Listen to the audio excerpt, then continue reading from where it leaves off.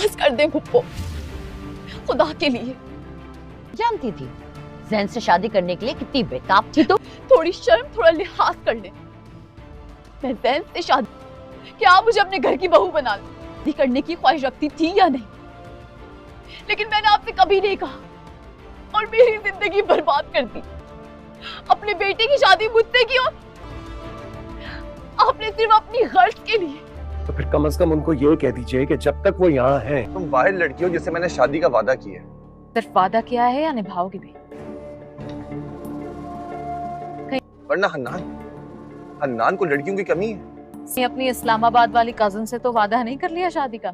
यहाँ रहती हूँ ना तो मनाहिल और वलीद के ताल्लुकात मजबूत होते हैं। यहाँ रहने के अलावा और कोई ठिकाना है नहीं। कर दे इसी पेंडू से इसकी शादी, जिससे तुम है नहीं, लेकिन पेंडू कह रही हो ना, वो एक पढ़ा लिखा अमीर कबीर लड़का है। रिश्ता इतनी जालिम तो नहीं होता। मैं इस वक्त बहुत इंपॉर्टेंट काम कर रही हूँ, ख्याल को अपने दिल से निकाल दें, ये आपके लिए बेहतर है। वलीद जैसे ही मनहल को ऑफिस की टाइमिंग में कॉल करेगा तभी वो उसे कहेगी कि मेरा तुम्हारा ऐसा कोई रिश्ता नहीं है कि तू मुझे कॉल करो। तभी वो उसे कहेगा कि हमारे दरमियान में कोई रिश्ता नहीं है, लेकिन रिश्ता बन भी सकता है। मनहल उसे कहेगी कि क्या मैं इस वक्त काम में मसरूफ हूं और मैं फजूल बातें नहीं कर सकती।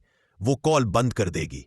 इधर ही दूसरी तरफ आप लोग ये देखेंगे कि माहिदा बेगम ज़ारा को कॉल करेगी और इससे यही कहेगी कि यहाँ पर रहने के अलावा मेरे पास और कोई ठिकाना नहीं है।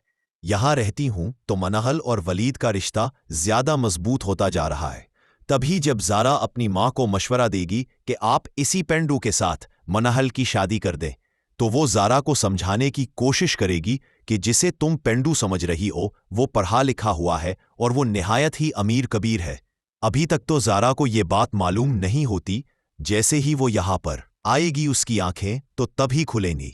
इधर ही दूसरी तरफ आप लोग ये देखेंगे कि हनान एक मर्तबा फिर से शेबा को धोखा देने की कोशिश कर रहा होगा।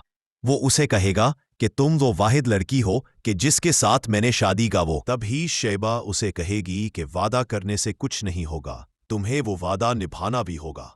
कहीं तुमने अपनी इस्लामाबाद वाली कजन से तो शादी का वादा नहीं कर लिया? तब हनान उसे समझाने